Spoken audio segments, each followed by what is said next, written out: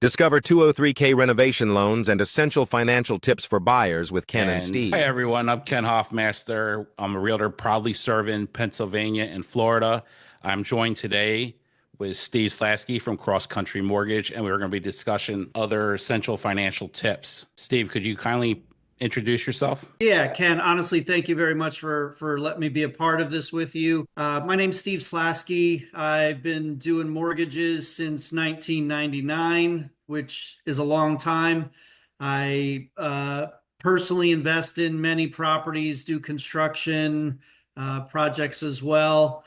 I'm a licensed financial planner, licensed certified mortgage planner. Basically, I'm a numbers geek and my life works on numbers. Spelling, not so good, but happy to help you, Ken. All right, thanks. I appreciate it.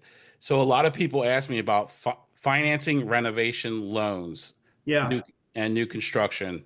What options are available for buyers looking to fund their projects? Yeah, so a lot of important points with that, Ken.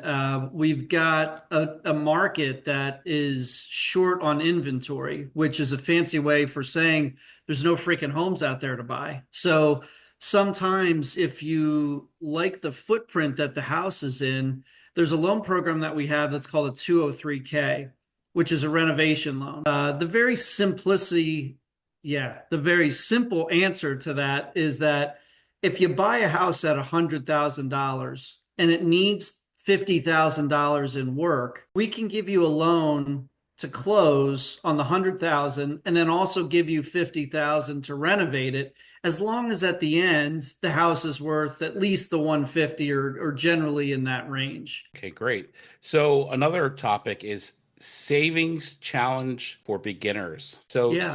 saving for down payment can be overwhelming for a first-time home buyer. What advice do you have for these just starting out, these people? Yeah, so I mean, at the end of the day, budget is something that across the country is a challenge, whether you're make a lot of money or make little money. Budgeting is something that's always a chronic problem for us. There's so much consumption that we have in America that budget isn't something that we're taught in school, and it should be.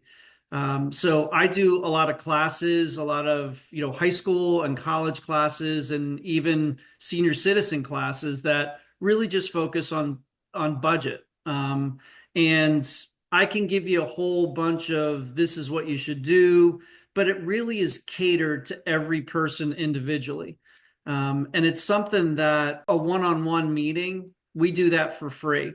And it kind of sets you up for a goal and where you ultimately want to buy and, ultimately where you want to retire. We do all of that in one swoop. Nice.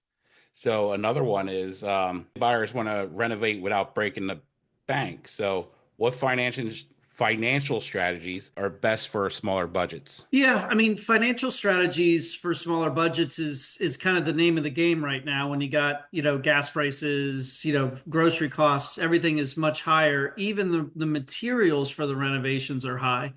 So the first spot that I always start with a renovation is to connect with a realtor like you. Because what my personal desire might be to put into my house, if I want gold chandeliers, gold wallpaper, and gold sinks, you're going to come in and give me the voice of reason to say, look, Steve, this is very nice.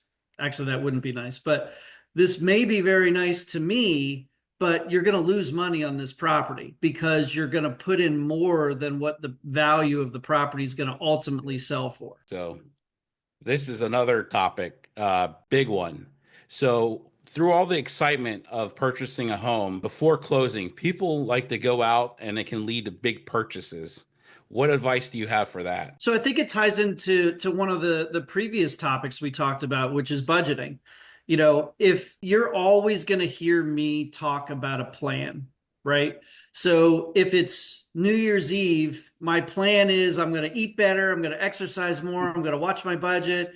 And by the end of January, all of us are like, yeah, screw that. That's too difficult. I'm going to just do the best I can. But financial health and a financial plan really ties in to exactly what you're talking about there. And we have to develop a plan specific to each person so that we can make that end goal attainable for everybody. I agree. So another one is that's a good talking point. And another one is the one of the biggest hurdles that buyers face is the popular question, credit score. Yeah. So what are some actionable ways to improve it? Yeah, so credit score is nothing more than an algorithm.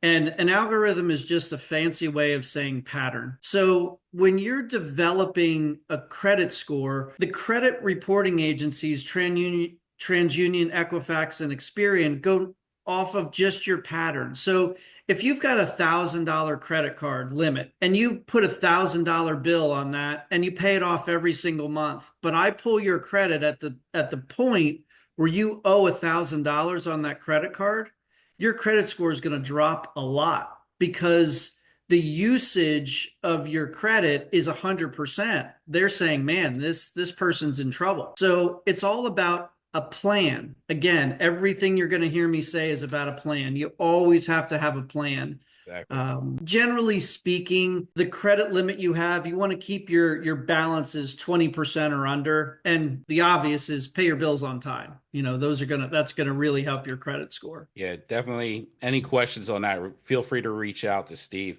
Steve, how can they get a hold of you? Yeah, I mean, Google me. I'm on there pretty easily. But 610-554-9765 is my cell. It's my business number, my personal number. You can text me to that. You can call me. If you text me, just leave your name. I delete my text messages every single night just to make sure I didn't leave anybody hanging. But yeah, happy to help. Great. Thanks for that, Steve. And if you need to get a hold of me, my name's Ken Hoffmaster. I serve Florida and Pennsylvania. You can contact me at 321-385-8929. And you can visit my website, kennethhoffmaster.com. Thanks, Steve. All right. Thanks, Ken.